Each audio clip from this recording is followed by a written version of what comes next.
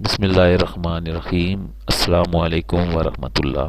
چلتے ہیں ویڈیو کی طرف۔ دودھ پلانے والی ماؤں کے لیے 5 مفید غذائیں آج ہم ڈسکس کریں گے اس ویڈیو میں۔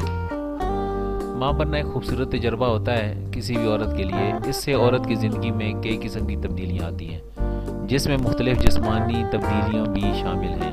دنیا میں آتے ہی بچے کی پہلی غذا ماں کا دودھ ہوتی ہے۔ ماں کا دودھ بچے کے لیے کسی نعمت سے کم نہیں ہوتا۔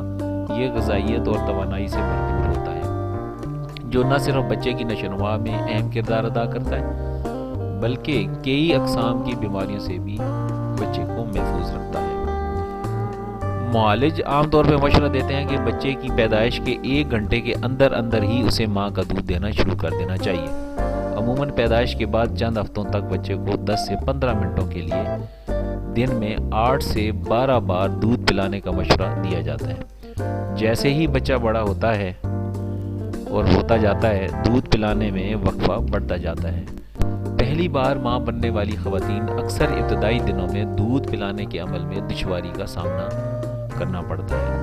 انہیں یہ فکر لاحق ہوتی ہے کہ کیا بچے کو مکمل خوراک حاصل ہو بھی رہی ہے یا نہیں، یا بچے کا پیٹ بھر بھی رہا ہے کہ نہیں۔ بعض اوقات ماں کا دودھ بچے کے لیے ناکافی ہوتا ہے، جس کے باعث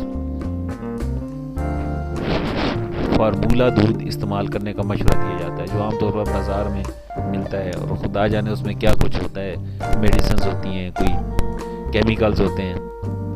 ماں کے دودھ میں کمی کی کئی وجوہات ہو سکتی ہیں، جن میں مانع حمل ادویات کا استعمال، جسم میں ہونے والی ہارمونل تبدیلی، دودھ پلانے کے دوران ماں اور بچے کی غلط پوزیشننگ، یا ماں میں ضروری غذائیت کی کمی شامل ہوتی ہے۔ عام طور پر نئی ماں بننے والی خواتین کو بچے کو صحیح پوزیشن سے دودھ پلانے کا تجربہ نہیں ہوتا، اور ماؤں کا یہ سوچنا درست نہیں کہ اگر بچہ ماں کا دودھ نہیں پیے گا تو اس کی نشو و نما میں کسی قسم کی کمی واقع ہو جائے گی۔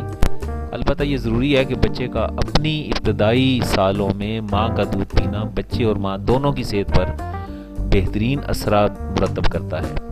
دودھ پلانے والی ماؤں کو زیادہ دودھ بنانے اور بچے کو ضروری غذائی اجزاء کی فراہمی کے لیے مندرجہ ذیل غذاؤں کو اپنی خوراک کا ضرور حصہ بنانا چاہیے۔ سب سے پہلے عام ہمارے گھروں میں موجود ہوتی ہے میتھی۔ میتھی کے فوائد سے کون واقف نہیں؟ یہ جسم کو ضروری توانائی فراہم کرنے کے ساتھ ساتھ دودھ بنانے والے گلینڈز کو تقویت پہنچاتی ہے۔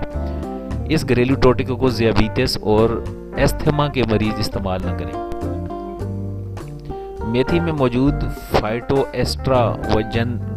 ایسٹروجنز چھاتی میں دودھ بننے کے عمل کو تیز کرتا ہے۔ ایک چھوٹا چمچ میتھی دانے کو 1 کپ پانی میں ساری رات بھگوئیں۔ صبح اس پانی کو ابالیں اور اس کو نیم ٹھنڈا کر کے اس ابلے ہوئے پانی کو چھان کر روزانہ صبح پئیں۔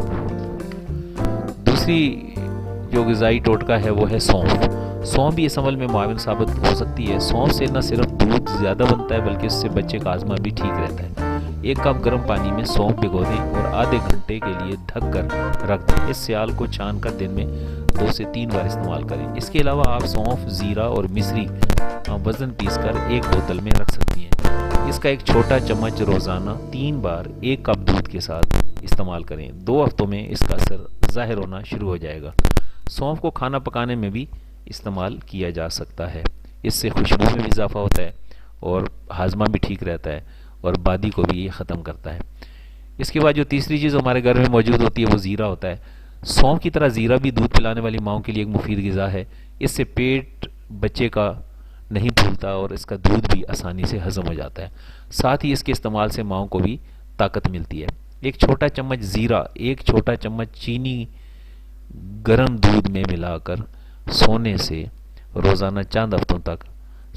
پہلے روزانہ چند ہفتوں تک استعمال کریں۔ دوسرا ٹوٹکا یہ ہے کہ زیرے کو پانی میں ابال کر چھان لیں۔ اس میں آدھا کپ دودھ 1 چھوٹا چمچ شہد ملا کر اس کو پی لیں۔ اس سیال کو روزانہ 1 بار ضرور پئیں۔ چوتھی چیز جو آپ کو بتانی ہے وہ ہے دار چینی۔ اس جڑی بوٹی سے دودھ کا ذائقہ اچھا ہوتا ہے، جس سے بچے کی خوراک بڑھتی ہے۔ اس کے استعمال سے بچے کی پیدائش کے بعد ماہواری کی تاخیر میں مدد ملتی ہے۔ اس سے یہ فائدہ ہوتا ہے کہ عورت بچے کی پیدائش کے بعد جلدی حمل ٹھہرنے سے محفوظ رہتی ہے۔ 1 چٹکی دار چینی पाउडर को आधा चम्मच शहद के साथ मिलाएं। इसे गर्म दूध के साथ इस्तेमाल करें। 2 महीने तक इस नुस्खे पर अमल करने से बेहतरीन नतीजे हासिल होंगे।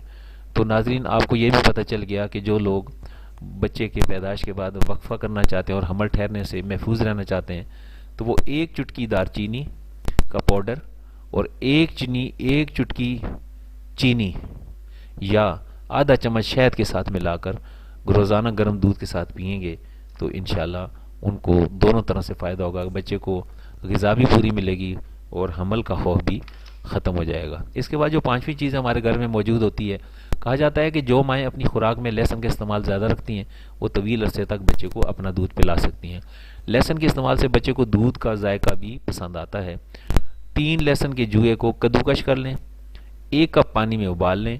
जब तक 1/4 मिकदार रह जाए, अब उसमें 1 कप दूध शामिल करें और एक बार फिर उबालें। यानी 1 कप पानी में उबाल लें, 3 लहसुन के जूए कद्दूकश करके 1 कप पानी में उबालें। जब 1/4 पानी रह जाए तो फिर इसको उतार के छान लें। अब इसमें 1 कप दूध शामिल कर लें और एक बार फिर उबालें। चूल्हे से जब उबल जाए तो चूल्हे से उतार कर नीचे रख दें और आधा चम्मच शहद मिलाकर छान लें। इसे दूध पिलाने के अरसे में रोज़ाना सुबह एक बार ज़रूर इस्तेमाल करें। तो ये थी आज की हमारी ये वीडियो। यकीन आपको पसंद आएगी, आपको फ़ायदा होगा और